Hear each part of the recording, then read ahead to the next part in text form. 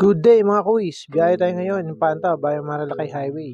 May pupuntahan tayong campsite kasama si Mrs. Then mag-overnight tayo doon. After ilang weeks ng hassle siguro need namin to. Kasi isa to sa mga nagpaparelax sa amin.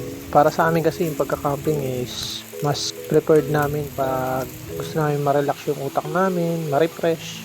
Na I think sa pagka-camping namin nakukuha. Sa mga mag-partner dyan, minsan try nyo yung ganitong setup. Baka dito nyo makita yung relaxation na hinahanap nyo. Ito nga palang camp namin is ginawa namin nung Valentine's Day pa. Medyo naging busy, walang time makapag-edit. Ngayon lang tayo nagka-oras para buuin yung vlog na to. Kaya tara na, biyahe tayo! Good morning mga campers! Meron tayong camp ngayon ni Mrs. Today is February 15. Happy Valentine's Day sa mga magsing irog dyan. Kami, itong pinakang ano na namin, Valentine's Date. Hindi yung typical na mamamasyal sa mall, sa mga manonood ng sine, kakain sa labas. Mas prepared namin tong outdoor na activities na camping. Kasi mas kami rito mas sumasaya kami. Yun, parang ganun.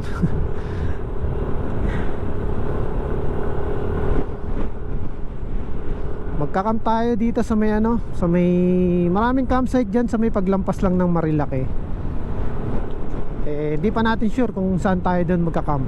Titingin na lang tayo ng mga campsite doon. Pero syempre, pipiliin natin kung saan yung mura, di ba? Mura pero sulit. Di naman maganda yung mura pero alam mo na yun, hindi ka mag-enjoy. Tsaka pinili natin to weekdays.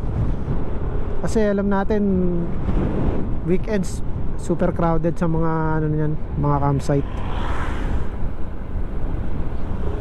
Kaya kung kaya nyo naman mag-camp or gusto nyo mag-camp ng tahimik, i-tsempo nyo ng weekdays kung kaya ng schedule nyo. Kasi weekends talaga marami kayong kasabay ng mga campers. Di maiwasan na maging crowded, medyo maingay. Kung kayo yung klase ng mga campers na gusto talaga tahimik, prepare nyo mag-schedule kayo ng weekdays camp. Kami, naman kami baga sa lahat ng naman kami, nakaka-adapt kami sa situation. Katulad namin na alam mo na, vegetarian lang kami pagdating sa camp. Kaya weekdays ang the best na mag-camp. Dahil para kang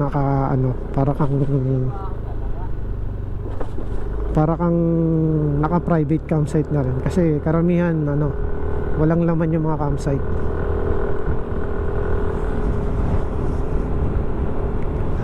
Ayan, malapit na tayo. Nag-start tayo ng camp natin from Binangonan to eto Marilake, papunta ng Jariels. Tapos alam ko Impanta na yon after nun.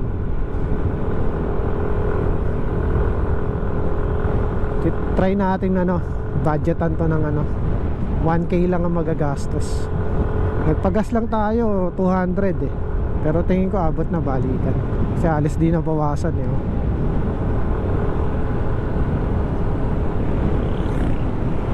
pala rito. Kung naghahanap kayo, may nakalimutan kayong bilhin, mayroon ditong parang mini grocery. Yung kompleto, may alak. Ayan. Mga basic necessity nyo.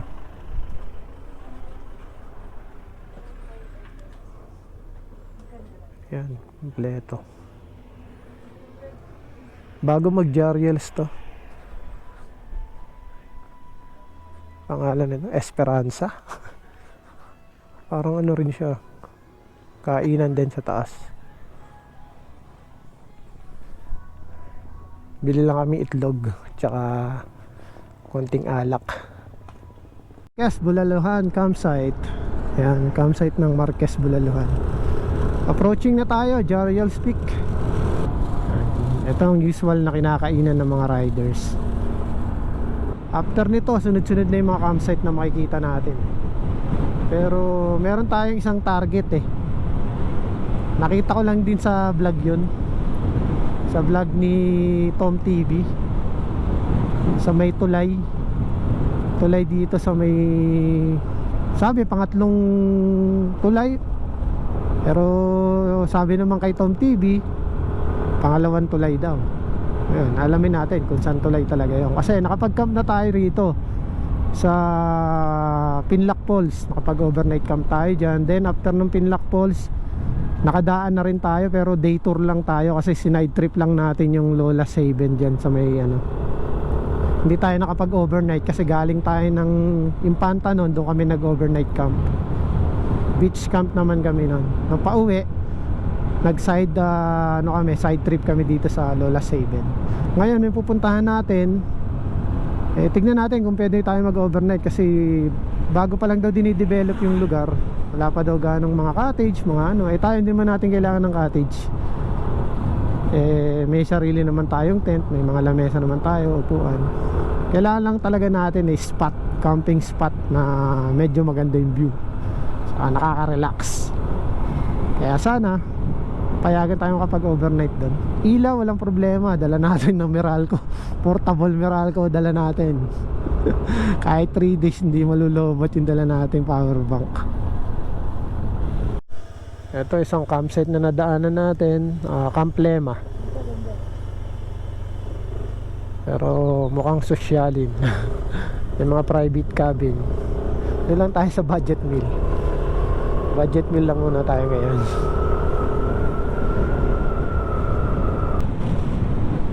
Ito ano ba ito? Ocean and Mountain Breeze. Pero sarado sila. Si Hulk ko.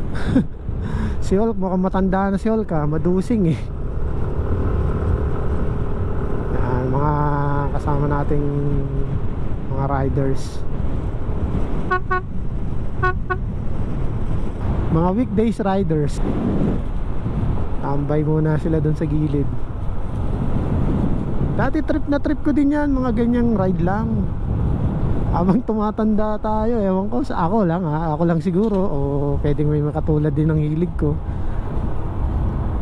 Trip na trip din natin yung day, breakfast ride, mga balikan. Kaya lang dumating tayo sa point na hindi na tayo nag-enjoy sa ganun.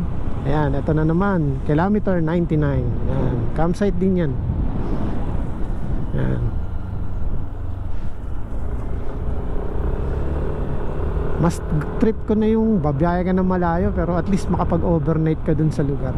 Mas may enjoy mo, makapag-relax ang katawan mo, makakauwi ka, hindi ka masyadong stress kasi hindi ka pagod. Alam mo yun?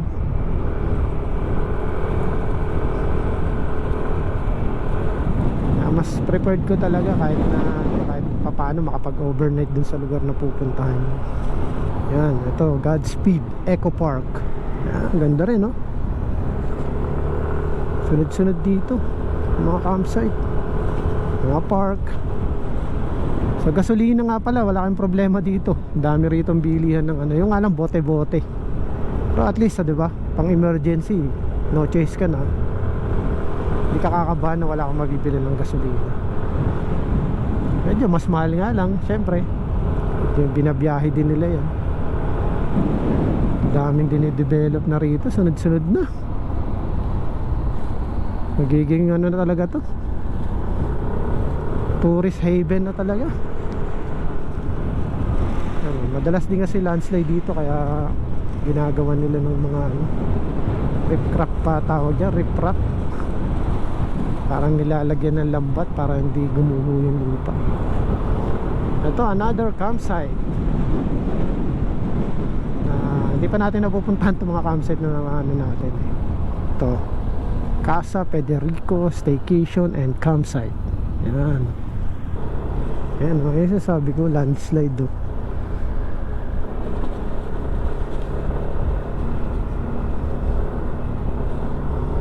Ito na rin, Casa Natur.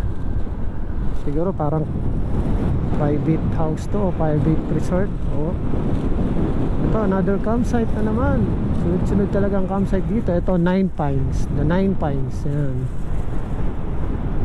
May mga tent na rin silang pwedeng i-rent. Naka-set up na doon. Kung wala kayong mga gamit, wala kayong tent, tapos nag-ride kayo rito, gusto nyo mag-overnight, meron doon. Yung mga rates di natin pa alam yan, di pa kasi natin pupuntahan. Pero I'm sure naman yung mga nabanggit kong mga campsite is may mga Facebook page naman yan. Alam mo, makikita nyo dun yung mga rates nila. Mukhang nakachempo tayo nang hindi umuulan dito ah. Oops, baka mabales. Pero ang ganda ng panahon ngayon, no? Maaraw, makulimlim. Yung kulimlim niya is mga ulap lang, hindi yung kulimlim na dahil uulan. Pero hindi natin masabi kasi dito sa gantong lugar, rainforest, bigla-bigla nagbabago yung panahon eh. Biglang init, biglang uulan, ganoon, aaraw uli. Pero so far wala pang ulan. Kanina umambon lang sandali. Pero ngayon, ay sarap. Approaching tayo, another campsite na naman to. Ayan. Ito naman is kilometer 105. Diba? Puro kilometer sila rito. Kanina kilometer 99. Ayan, no. Campsite din siya. Ito yung unang tulay. Paglampas mo ng Jarriels, ito yung unang tulay.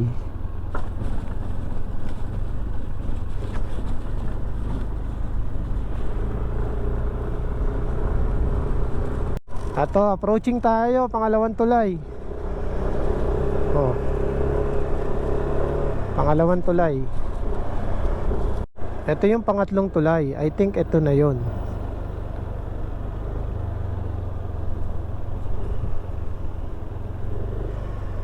Pangalawang tulay. Pangatlong tulay. Okay, yun. Tama, sa pangatlong tulay siya from Jarriels Peak.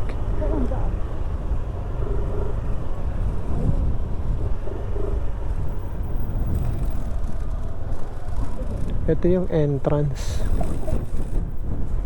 Papasok. Wala pa siyang pangalan eh. Try natin mag-inquire.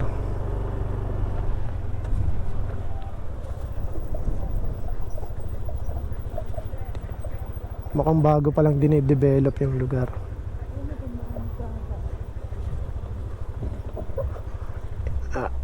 Inquire muna tayo. At nag-freeze na nga yung GoPro natin. Naghang siya kasi palubat na. Kaya hindi ko na na-document kung pinayagan ba kami o hindi. Pero obvious naman pinayagan kami. Ang maganda pa dun, walang bayad ng tent pitching. At dog gaming muna kami. Mabilisan luto kasi gutom na. Ayan ang in charge sa pagluluto ngayon. Mamaya ako naman na magluluto.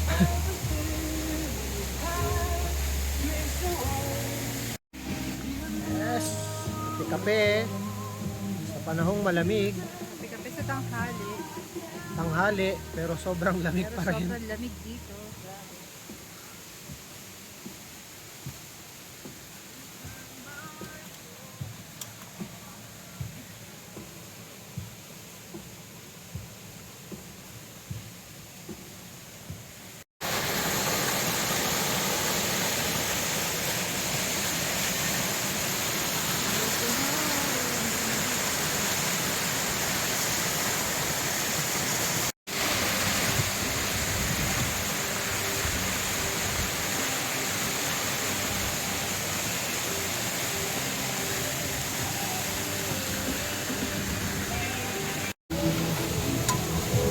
Wow, perfect. Ayos ng rice. Mamaya ulam na lang. Lulutuin.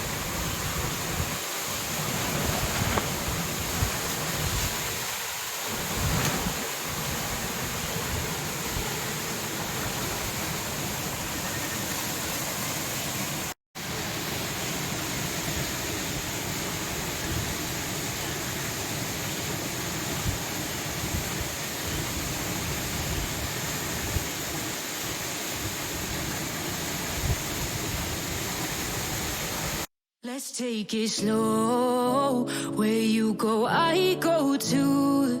And if you hit the bottom, I'm going down with you. Let's take it slow. Who cares where we gotta be? You know you'll have a good time wherever you're with me. Let's take it slow.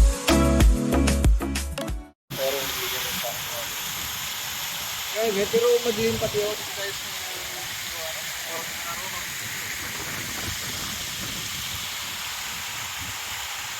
Pero at least kita pa rin.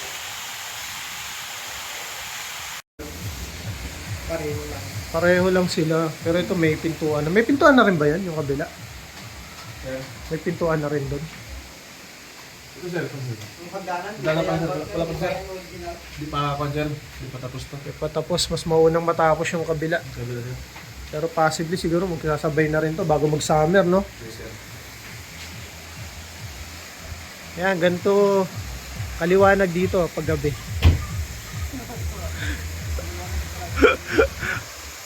Pwede kayo maligo.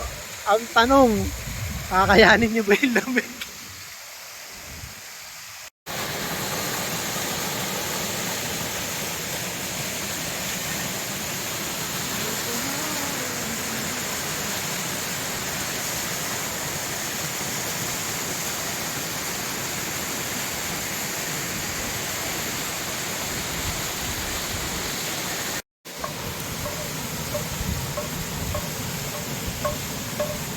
Yan. Pag konti lang ang mantika at gusto mo magluto ng cropek, yan ang hack. Dapat kasi yan lubog sa mantika eh. Kaso konti lang mantika namin, kaya ganyan ang paraan ng pagluluto namin. Sobrang lamig dito, grabe. Kaya mapapashot ka talaga eh, kahit ayaw mo mag-shot eh.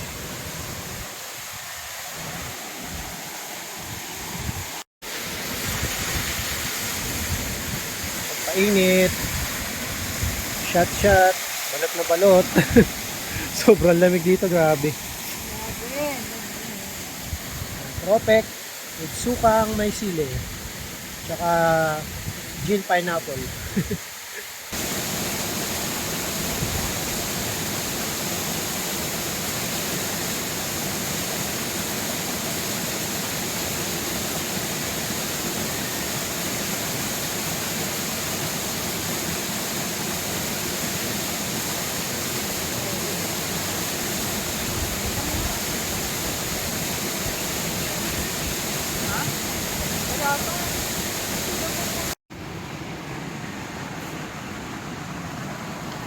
Cozy.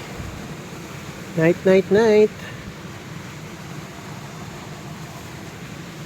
Dilim na. Binawasan na namin ilaw kasi matutulog na.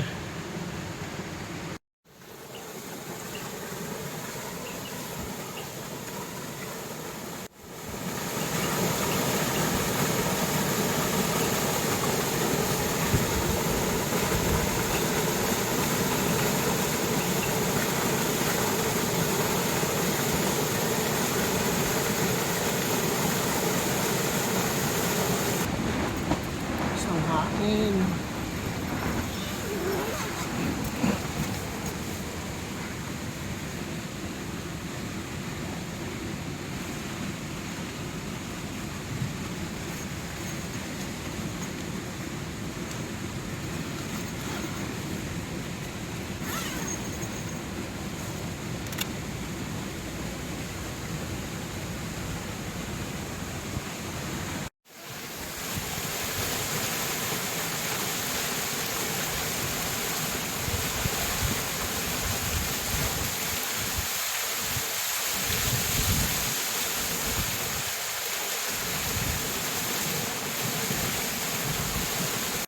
Sarap ng tulog namin kagabi kasi hindi naman kami nilamig sa tent eh. Kasi may dala kaming sleeping bag, then meron pa kaming inflatable mattress. Ayan. 4 class from Decathlon. Ayan. Tig-isa kami ni Mrs. Ayan. 2 piraso. Ready tayo sa lamigan. Tapos yung ilalim namin, doble-doble yan. Meron na kaming plastic na flooring, meron pa kaming footprint footprint sa na plastic sa ilalim. Meron na kaming footprint sa ilalim na plastic, meron pa kaming nilagay sa loob na ano, na waterproof ano rin na tela. Kasi gumagawa nga kami ng mga cover ng sasakyan, ng motor. Nakakagawa kami. Kasi matanda na tong tent namin, mag-ano na to. Baka pagpa 5 years na. Kaya yung waterproofing niya sa flooring medyo hindi na maganda. Medyo may tagos na rin kahit pa paano. Pero sa ibabaw, all goods pa.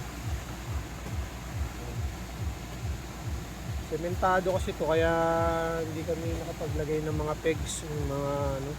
Kaya ang ginawa na lang namin para di tangay ng hangin, lahat ng mabibigat naming gamit pinasok namin sa loob. Yan, mga helmet, yan yung bag naming malaki. Yan siya na magulo. Pero all goods, kapag pahinga naman. Sarap kasi cozy kasi ano, malamig sa labas. Dito sa loob, tamang-tama lang yung temperature. Dahil nga kompleto tayo sa gear. Yan ang maganda kapag kompleto ka sa gear. Yung nga lang, mahirap lang yung bit paano mo siya dalagay sa motor. So okay lang kung yun ang kapalit naman nun ano mo, yung kaginhawahan sa pagtulog why not mag-sacrifice ka na lang sa pagbibit-bit. Diba?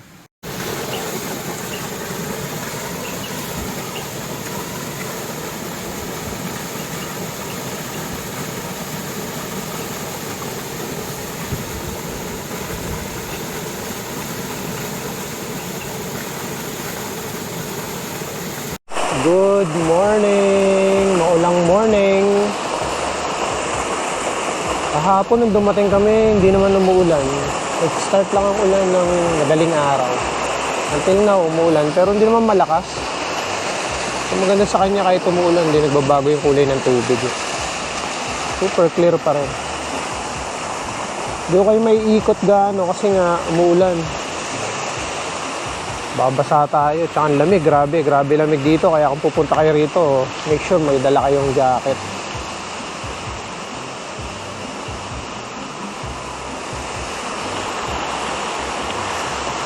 Yung tent namin, setup ng tent namin. May dala naman kaming tarp, kaya lang ito nung nag-pitch kami rito, may tarp na siya, kaya hindi na kami nagkabit ng tarp. Sarap matulog kasi sobrang lamig, tsaka sarap pakinggan ng ano,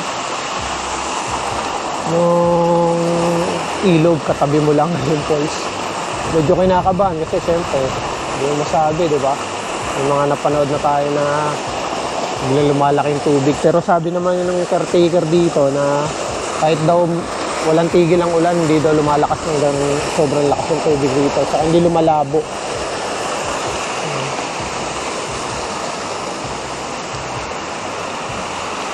Ayan, makikita nyo may mga gumagawa pa. Kasi until now, ini-improve pa nila yung facilities nila. Kaya itong resort, wala pa siyang pangalan eh. Ako na lang magpapangalan. Ano kaya maganda yung pangalan to? Kasi sa pangatlong tulay ito mula Jeriels eh. Siguro tawagin ko na lang tong ano.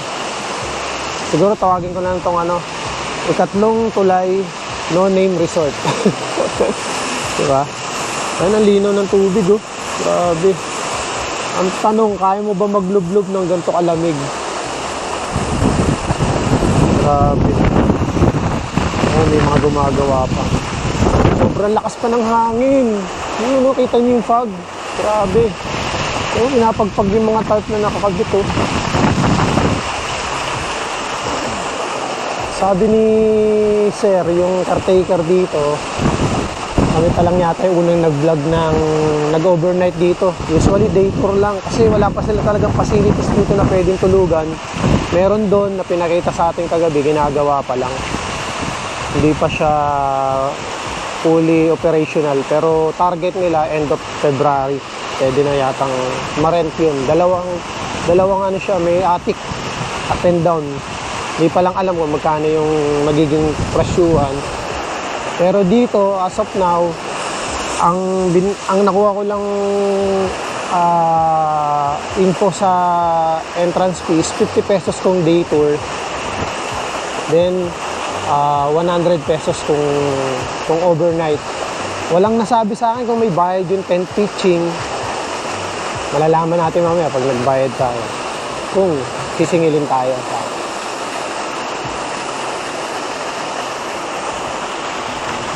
Ayan ang tubig oh. Sobrang linaw.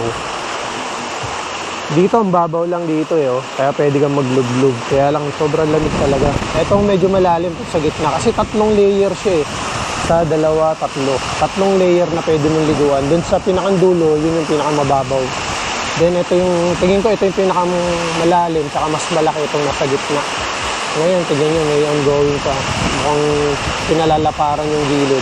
Para siguro mas makapaglagay pa ng mga table. Yung sa table and chair, di ko alam kung magkano yung rate. Mamaya siguro matanong natin bago tayo umuwi. Sarap naman ang tulog natin kagabi. Talagang nakaka-relax yung tunog ng tubig. Para kang hinihili. Sobrang lamig talaga. Kasi iba yung lamig dito. Sa Pinlac, nakapunta na kami, nakaligo na kami. Malamig din, pero wala kasi katulad dito na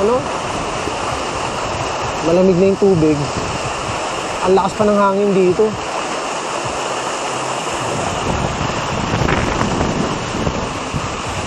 Siguro mga before lunch tayo uuwi.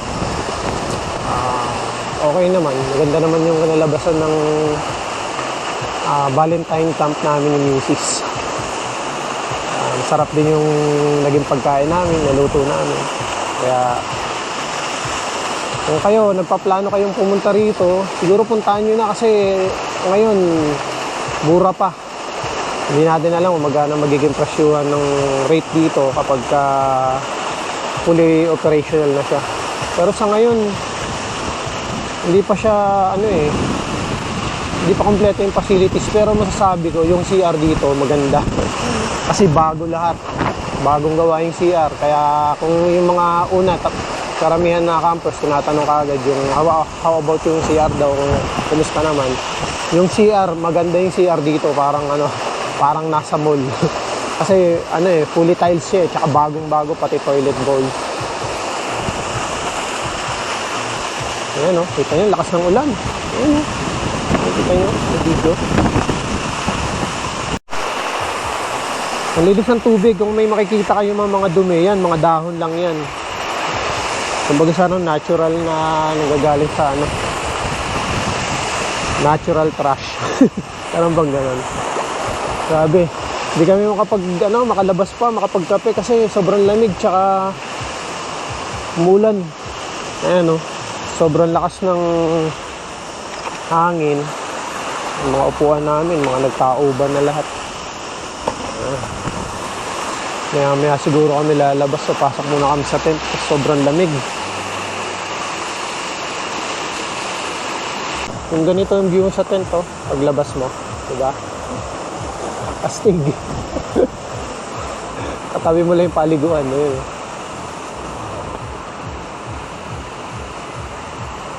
Uy, yan. Niluto ng breakfast. Mrs. Breakfast in tent. Pwede ba dito na lang ako? Lamig sa labas eh.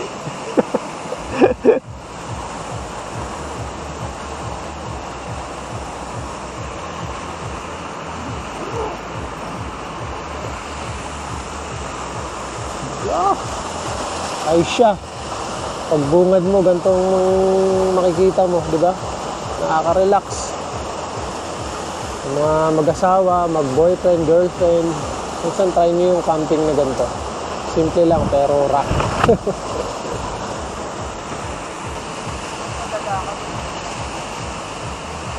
Ayan na, breakfast is ready. Ayan, may natira pa kami yung pagkain kagabi. Init-init na lang. After ng pictorial ng breakfast, yun, biglang bumagyo. Ending, yan, breakfast in tent. Dito kami sa tent kakain, tsaka magkakape, ng kape namin. Lakas ng ulan na, ang lamig pa sa labas. Ang kape namin, bilis lumamig. So, dito kami sa tent na lang breakfast. Tara, kain. Tara, kain mga campers. Tara.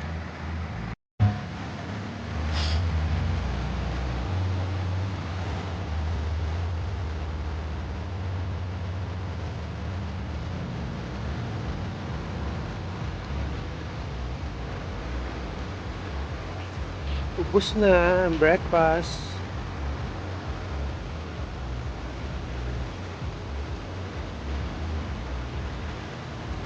And you came.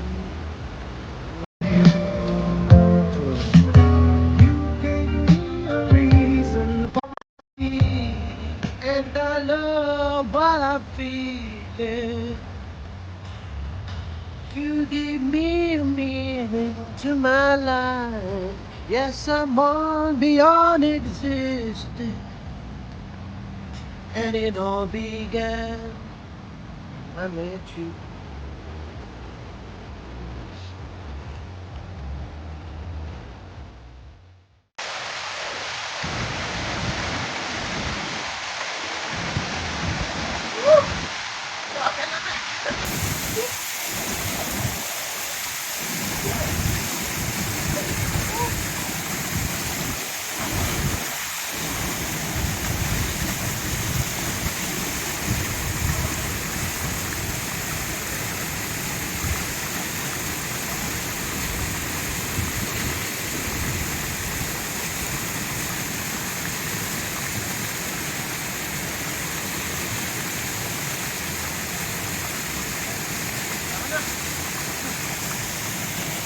Non-stop ang ulan. Hindi ko na makakapag-vlog pa ako pa uwi, pero siguro kung hindi na ako makapag-vlog, dito ako natatapusin yung vlog ko. Total, although hindi ako nakaikot ng husto kasi nga walang tigil ng ulan. Tsaka marami pa rin mga ginagawang ano rito. Kung naririnig niyo yung tunog ng construction, may mga nire-repair pa sila, tsaka ini-improve pa ng mga facilities. Siguro mga campers, kung hindi na ako makapag-vlog, dito ko natatapusin yung vlog ko. Maraming salamat sa panonood, and God bless sa inyo lahat at ingat palagi. Bye-bye!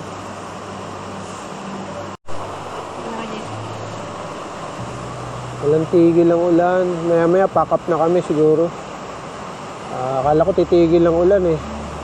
Wala, hindi na tayo makakaikot dito sa resort. Kasi nga, ito nga, walang tigil ang ulan. Pero okay lang kasi may mga footage naman tayo nakuha. Saka may mga ini-improve pang gawin dito. Siguro hindi na rin makakapag-vlog pa uwi kasi nga lakas na ulan. Babasa yung cam natin.